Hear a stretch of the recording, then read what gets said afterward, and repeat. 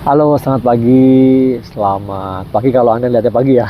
Selamat siang atau sore atau malam ya. Pesan pemula apa kabar? Nah, semoga baik-baik, semoga sehat selalu dan saat ini video ini buat saat libur lebaran ya, cuti bersama dan kita minggu depan hari Selasa udah masuk. Mungkin sebagian ada yang sudah masuk hari Senin. Nah, saya ingin berbagi sedikit tentang penggunaan AI, khususnya generatif AI dalam pembelajaran di kampus. Jangan sampai kita nih dosen ya ketinggalan sama mahasiswa. Kalau misalnya nanti mahasiswa nanya gitu, Pak, Bu, gimana boleh nggak kita pakai AI dalam pembelajaran ya, dalam pembuatan artikel, dalam pembuatan mungkin nanti skripsi gitu ya. Nah, asalkan semua itu ada aturannya. Nah, Kementerian Pendidikan Tinggi sudah mengeluarkan aturan ya, sudah jauh-jauh hari itu, Oktober 2024 ya, sudah diantisipasi bahwa perkembangan teknologi ini nggak bisa di stop gitu ya, dan kita lebih baik berteman dengan teknologi, bisa mengendalikan teknologi ya. Kita tetap yang pegang peranan dan teknologi itu ada asisten kita, membantu kita. Nah, sekarang apa yang bisa kita lakukan sebagai dosen ya, berdasarkan panduan penggunaan generatif AI dalam pembelajaran di perguruan tinggi. Pada dasarnya generatif AI ya, itu tahapan yang sejauh ini paling dalam ya, artificial intelligence ya, kecerdasan buatan, kemudian machine learning, deep learning, kemudian generatif AI.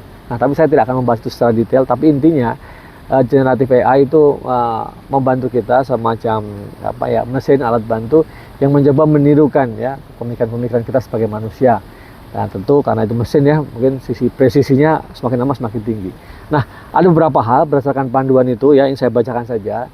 Salah satunya adalah membantu ya dosen untuk menganalisis profil dan prediksi, untuk menganalisis profil mahasiswa dan penilaian mahasiswa dan memprediksi capaian. Nah, ini artinya apa? Secara sederhana, kalau kita bisa menggunakan AI itu untuk mengetahui profil mahasiswa kita ya, itu kita juga bisa memprediksikan nanti kira-kira seperti apa ya ke depannya, agar nah ini bisa masuk ke tahapan berikutnya, yaitu kita menilai berdasarkan kemampuan dari mahasiswa tersebut untuk tahu pola-polanya, dan kita dapat melakukan personalisasi ya dan adaptasi mata pelajaran kita atau bahan ajar kita untuk mahasiswa tersebut. Nah, Anda bisa bayangkan ya, selama ini kita mengajar satu kelas semuanya sama gitu ya. Kita mengasumsikan semuanya itu punya level of knowledge ya yang sama, tapi pada dasarnya mereka itu beda-beda. Ada yang kenapa makanya ada yang cepet banget nangkapnya, ada yang lama gitu. Nah, kadang-kadang kita mainnya di tengah-tengah kan. Yang pinter juga jangan terlalu cepat gitu, karena yang di belakang nanti ketinggalan. Nah, kalau kita terlalu ke belakang, kasihan yang di depan, yang pinter-pinter ini kayaknya lambat banget gitu ya. Nah, di sini dengan adanya generatif AI ini, kita bisa mempersonalisasi ya mata pelajaran, bahan ajarnya untuk mahasiswa kita masing-masing. Nah, yang ketiga adalah menyediakan sistem cerdas untuk memberikan fasilitas tutor untuk mahasiswa. Nah, dengan memberikan materi yang fleksibel dan sesuai profil dari rombongan belajar dan capaian yang diinginkan. Nah, tadi ini kan terkait ya, sejak awal mengenali personalisasi, kemudian kita bisa membangun sistem cerdas itu yang nantinya tetap dalam satu pembelajaran ya, ada yang maju bisa dia memperoleh pembelajaran yang maju sesuai dengan profil dia, sedangkan yang di tengah atau yang di belakang juga mereka bisa dapat ya tetap sesuai dengan kemampuan mereka, kompetensi mereka. Pada dasarnya nanti semuanya happy gitu ya. Nah, ini salah satu dari fungsi dari generatif AI.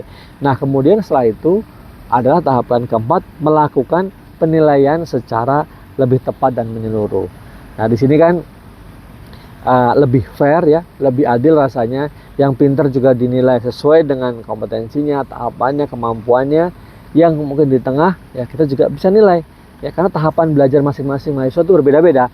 Dan yang katakanlah yang kurang juga dinilai progresnya ya, kan nggak fair juga selama ini. Kadang-kadang kita pakai apa ya, mungkin kurva normal, atau yang pintar apa namanya nilainya jomplang banget sama yang kurang atau yang di tengah-tengah gitu. Dengan adanya ini masing-masing akan mendapatkan nilai yang baik sesuai dengan kemampuan kebutuhannya. Nah, tentu saja ini masih satu hal ya teoritis yang kita bisa lakukan dan pelajari lagi nanti para dosen pemula, dosen baru. Dan saya yakin karena pemirsa channel ini ya sebagian besar berumur 25 tahun sampai 34 tahun ya, 35 tahun, masih muda-muda, masih semangat ya. Saatnya lah Anda ini dosen pemula, dosen baru untuk belajar terkait dengan berbagai macam aplikasi, alat bantu ya yang bisa membantu Anda mempermudah belajar ya, pembelajaran kepada mahasiswa, dan mahasiswa semakin tertarik nantinya. Oke. Nah, kalau Anda ingin lebih lengkapnya tentu Anda bisa baca panduan penggunaan generatif AI dalam pembelajaran di perguruan tinggi yang linknya saya tuliskan di deskripsi video ini ya. Jangan lupa yang belum subscribe silahkan subscribe. Semangat terus dosen baru, dosen pemula, sukses untuk Anda mendidik generasi masa depan untuk menuju Indonesia Emas 2045. Jangan lupa subscribe yang belum ya. Sukses sekali lagi. Sampai ketemu lagi di video-video saya berikutnya.